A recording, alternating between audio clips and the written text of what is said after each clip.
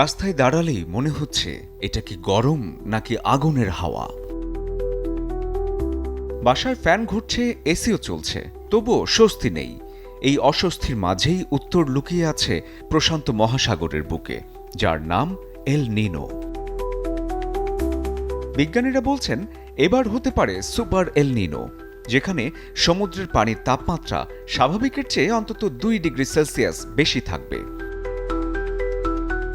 মার্কিন climate prediction centre বলছে এবার এল নিনোর সম্ভাবনা 60%-এরও বেশি, অর্থাৎ এল নিনো এখন বাস্তব।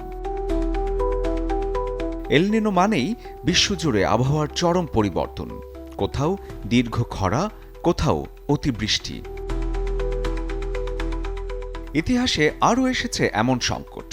2015 সালের এল নিনো আফ্রিকায় খাদ্য সংকট আর প্রশান্ত মহাসাগরে তৈরি করেছিল ঝড়।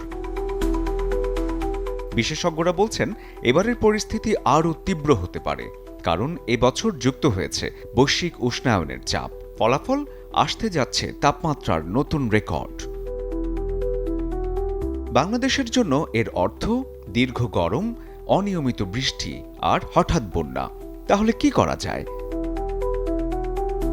প্রচুর পানি পান করুন শরীর ঠান্ডা রাখতে। দুপুরের তীব্র রোদ এড়িয়ে চলুন যতটা সম্ভব।